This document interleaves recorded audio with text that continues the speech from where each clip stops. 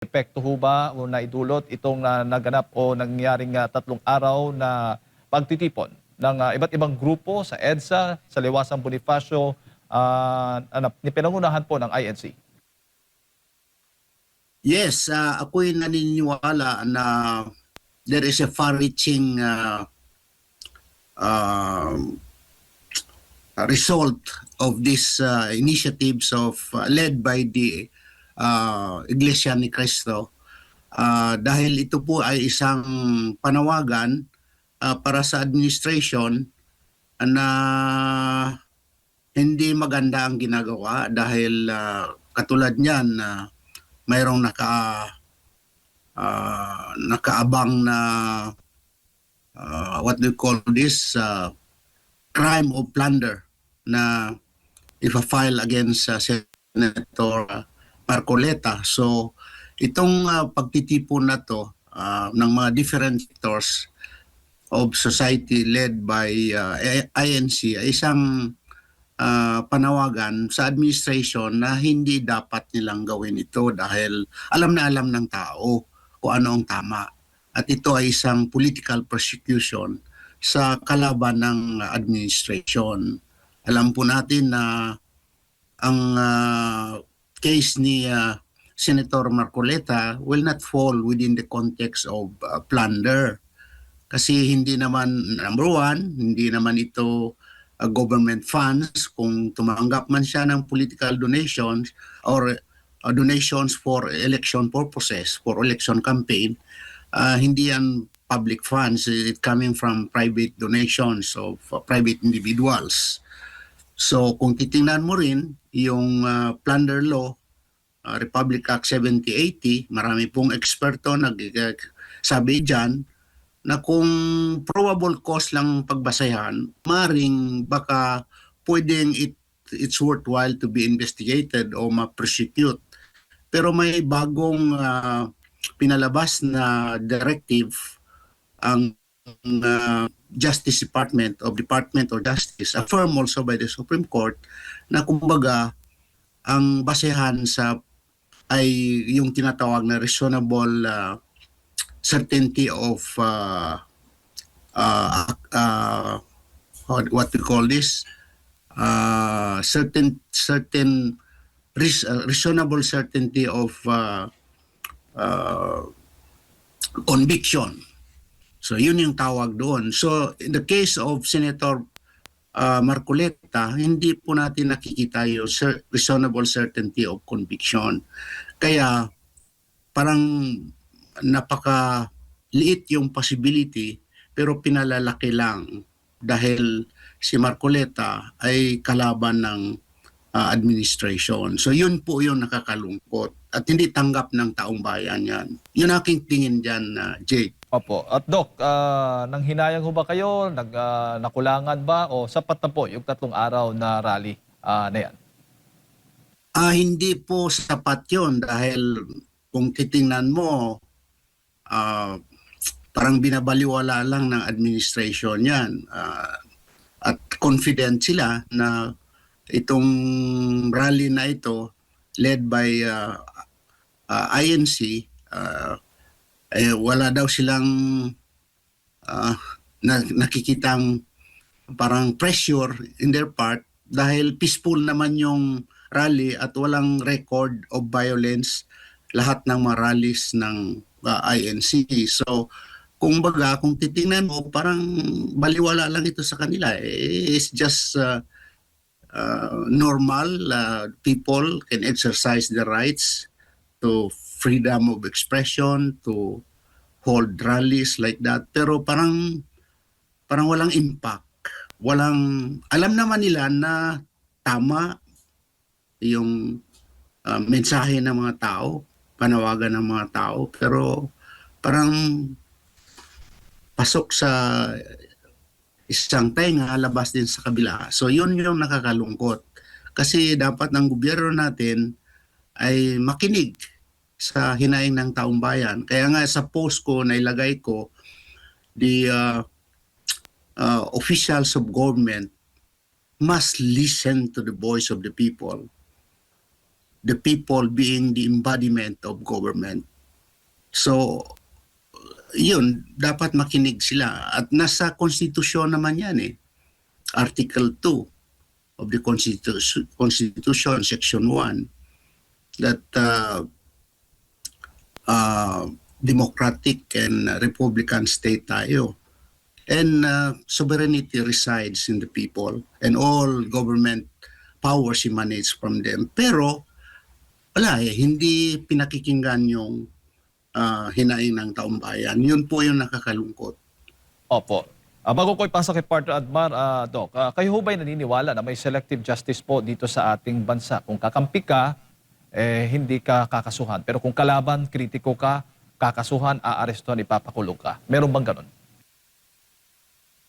Tamang-tama yan ang sinabi mo, Jade. Talagang very obvious yung selective justice and double standard kung tawagin. So, tingnan mo sa Senado, yung dalawang senators na bumaliktad from the minority o from the majority, tapos pumunta sila sa minority noon at naging majority na sila ngayon, may mga pending cases yun sa ombudsman. At sinabi pa yung isa kay Senator Joel Villanueva, sinabi pa ng ombudsman, hinug na yun for filing the case before the Sandigan Bayan. Pero ano nangyari? Parang uulitin na naman nila yung investigation. They have to review it again. Dahil kumampi na siya doon sa kabila. So anong tawag mo doon? Selective justice yun at double standard. Kaya punong-puno na yung tao. Kumbaga, kulang na lang create ng violence, marahas na pamamaraan yung mga tao, pero hindi naman natin gusto yun. Ako mismo, bilang isang peace advocate, first Filipino recipient of the Mahat M.K. Gandhi Prize for Nonviolent Peace Award. Ako yung huling manawagan siguro na kailangan magkaroon ng violenteng pagkikilos para may pagbabago sa ating lipunan. Pero ano kaya ang gagawin ng isang tao o ang taong bayan kung ang gobyerno ay talagang sinasadyang hindi pakinggan yung taong bayan dahil pinoprotektahan nila yung mga kasamahan nila at ang kanilang mga interest, political interest. So nakakalungkot. Kaya ako minsan, hindi minsan, palagi, humihingi ako ng divine intervention para sa ating bansa. Kasi parang wala na tayong pag-asa kung ang hinaing ng taong bayan ay manawagan tayo ng pagbabago o tuwid na daan para sa ating lipunan. Doc, may buntag si Admar po ito. Ngayong buntag, Mar. Sir, malapit na po ang State of the Nation Address o SONA ni Marcos Jr. Meron po ba kayong maalala na significant na maaaring maipagmalaki niya sa darating na SONA? Magandang tanong yan, Admar. Sa tingin ko, marami siyang ipinangako noon. Pero sa tingin ko walang nangyari. Unang-una, yung railways na sinasabi niya, subway, I should say. Sabi niya, sa panahon niya, magkakaroon na tayo ng subway. Pero hanggang ngayon, nasaan yung subway? Parang natigil pa nga yata yung operation dyan, ang construction. Dahil siyempre, saan pumunta yung pera? Nawawala, di ba? Ang daming kinulimbat na pera, 1 trillion pesos. Hindi lang sa flood control. Ang dami pang iba dyan.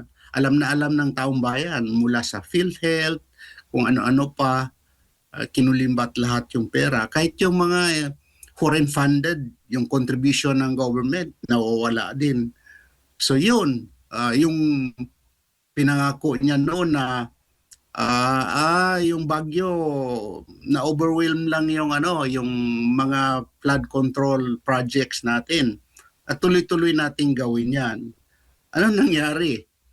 Eh, yun pa yung source ng scandal in trillion pesos. At wala na yung mga flood control ngayon. Wala talaga. May iba pa nga ghost projects. So, marami siyang pinangako sa ating bayan.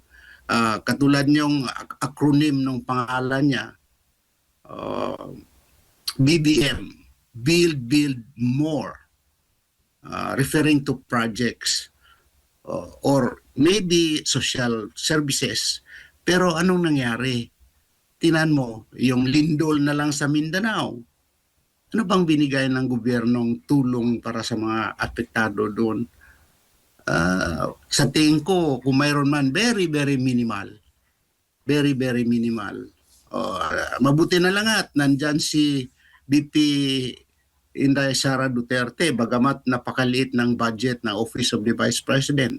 Kitang-kita naman yung kanyang pakikiramay sa mga tao doon at buhos ang kanyang tulong sa mga taong apektado ng lindol. Opo. How At about marami pang iba.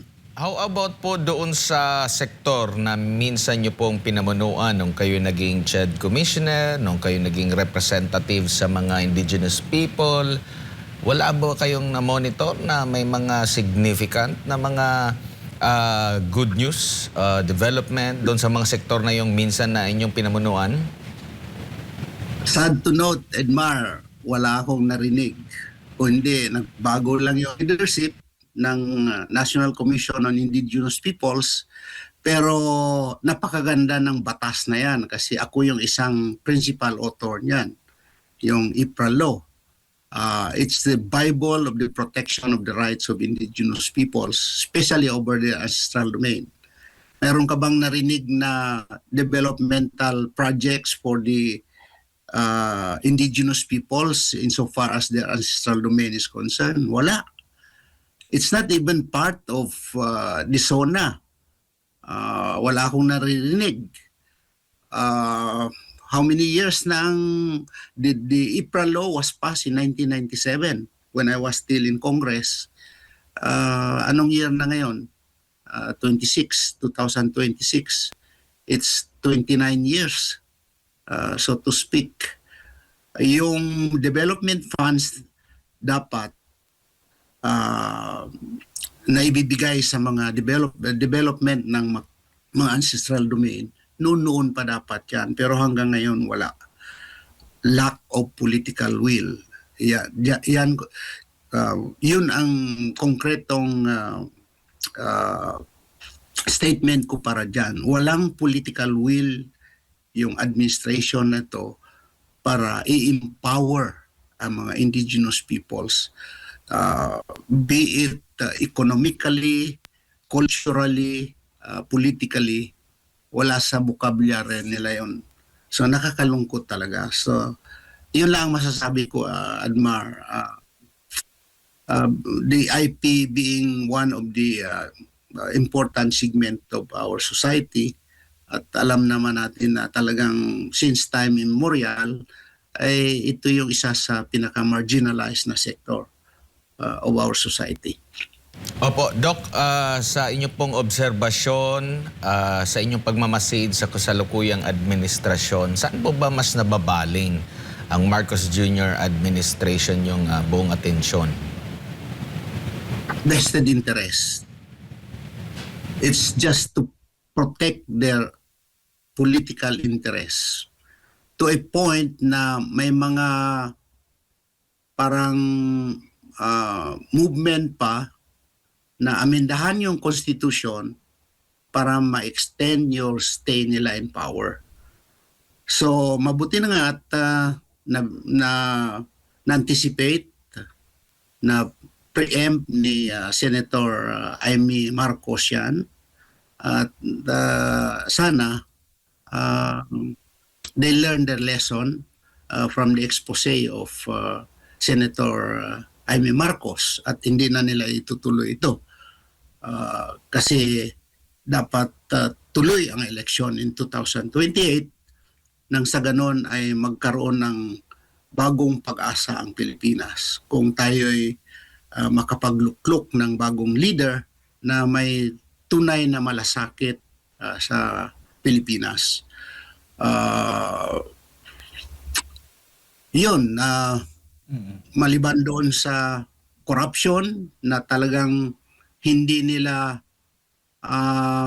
kayang ulihin o i-prosecute yung mastermind na alam ng taong bayan, ang iniipit pa talaga yung mga taong nag-expose ng lahat ng mga ito. Katulad na lang ng isa na dyan, si Senator Marcoleta. At ang iba pa, katulad ni Senator Bato. Alam naman natin na kahit yung batas natin sa Pilipinas ay hindi mandatory na optional lang yung power ng government to send him abroad to be prosecuted there under the ICC, pero talagang ginagamit yung power na bagamat optional lang, hindi absolute, para ipin down yung kalaban ng administration na to. So, yan, talagang nakakalungkot isipin yung ganitong pangyayari sa ating bansa. Although hindi dapat tayo mawala ng pag-asa, tuloy-tuloy lang yung laban, kasi kung manahimik tayo, magiging manormalize na lang yung kasamaan na nangyayari at malegalize lahat yung mga corruption. Yun, baka tuloy-tuloy pa nga sila in power kung the Filipino people will stop castigating their moves. At tayo nagpapasalamat sa INC at 10 na dyan yung iba't ibang organization katulad ng DDS Saraol, yung organization kung isa na Volunteers for Inday for President, at iba pa, UPI, PANA, etc. etc. So, tuloy lang ang laban, pero nakakawalang pag-asa. Kaya sabi ko, sana there should be, or sana there's divine intervention in the near future. Opo. Doc, si Jade po ulit ito. Huli na lamang, July 6 na. Jade. Yes, July 6 na. Next week na po yung Yes. impeachment trial ni VP Sara. Ano hong tingin po ninyo? Siya ho ba, malaki ho bang possibility na siya'y mapapatalsik considering na lahat po ng mga kalyado niyan yata sa Senado, isa-isa na pong kinakasuhan, ipinapakulong, ginigipit? Yun yung blueprint ng government. Talagang isa-isahin yung mga supporters ni VP Sara nang sa ganon ay they can ascertain conviction in her impeachment trial. Pero kung titingnan mo yung Constitution, very, very clear naman. Marami rin akong post sa ganyan. Yung majority rule na lang, binabali pa nila yon. Tapos sinasabi na yung all members of the Senate doesn't necessarily mean 24. It depends on those senators na functionally available or present, which is the basis of the two-thirds to convict the Vice President, which is wrong because the Constitution is very clear. Two-thirds, the basis of the two-thirds is 24 of all its members. Lahat ng expert nagsabi niyan. Pero ginagawaan pa rin ng paraan. Sabihin na lang natin, fix nga yung two-thirds. Anong ginagawa nila? Inisa-isa nga nila. File ng kaso para matakot yung ibang membro ng Senado para bumoto in favor of conviction.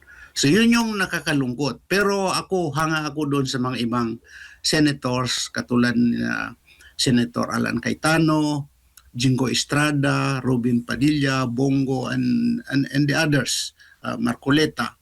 Talaga nanindigan sila kung ano yung tama. Kaya ito, suportahan talaga natin yung ganitong mga senador kasi ipinaglalaban nila yung tunay na accountability at katotohanan. So hopefully, less the political pressure, I'm quite sure na mahirap talagang i-convict si BP Sara dahil nga sa two-third threshold for conviction. Yun lang, hindi natin ma-ascertain yung exchanging hands behind the camera kasi napakahiwaga yung mga kamay na yan, lalo na kung pera ang hawak-hawak ng kamay. At kung kaso ang what you call this, horse trading. Kung ang horse trading dyan, ang basehan ng horse trading ay wala ka ng kaso, bumoto ka lang in favor of conviction, nako, delikado tayo dyan. Kaya mag-pray na lang tayo na manindigan talaga yung mga well-meaning members of the Senate nang sa ganun ay hindi magtagumpay ang kasamaan at para hindi mapatalsik si BP Inday Sara in the impeachment trial.